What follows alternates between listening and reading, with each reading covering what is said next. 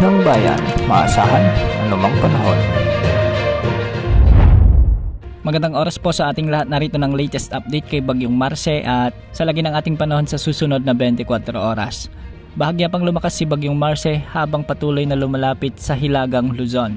Huli itong namataan sa layong 525 kilometers silangan ng Baler, Aurora o 495 kilometers silangan ng Itiague, Isabela. Taglay na nito ngayon ang lakas ng hangin na umaabot sa 130 kilometers per hour malapit sa gitna at pagbugsong umaabot sa 160 kilometers per hour. Ito ngayon ay kumikilos ng hilagang kanluran sa bilis na 25 kilometers per hour. Dahil nga dito, makakaranas na ng maulap na kalangitan na may mga kalat-kalat na pagulan at pagkidlat pagkulog.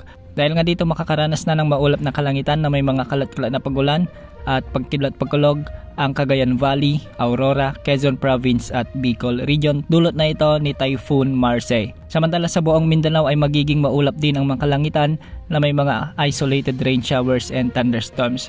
Dulot naman ito ng trough o yung extension ni Bagyong Marce.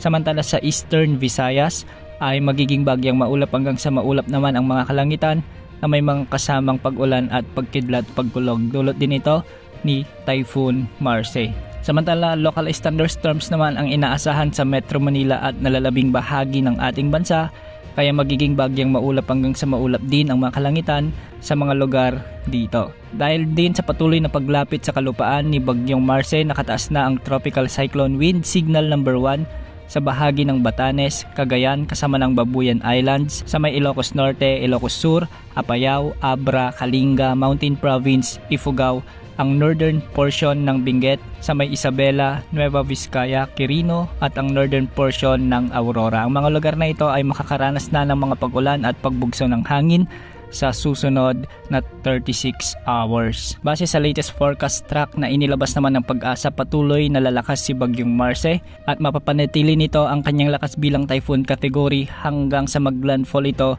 sa bahagi ng extreme northern Luzon. Posibleng dumaan ang mata nito o sentro sa bahagi ng northeastern part ng Cagayan at lalapit sa bahagi ng Ilocos Norte. Hindi rin inaalis ang posibilidad na mas tataas pa ang track nito, kaya posible ang landfall scenario sa bahagi ng Babuyan Islands o di kaya naman ay posible pang bumaba kapag itinutulak ito ng high pressure area sa taas. Hindi rin inaalis ang posibilidad na dumaan ang sentro nito sa bahagi ng Isabela o Cagayan area at babagtasin ang mga kabundukan ng northern Luzon. Makikita rin natin sa forecast track na sa araw ng Biyernes ng gabi o hapon ay posibleng makalabas ng bagyo sa ating area of responsibility. Ayon sa Pag-asa, ang posibleng pinakamataas na wind signal na kanilang itataas sa pagdaan ni Bagyong Marce ay wind signal number 4. Yan ang update sa lagay ng ating panahon. Ito pong weather update ng bayan, maasahan anumang panahon.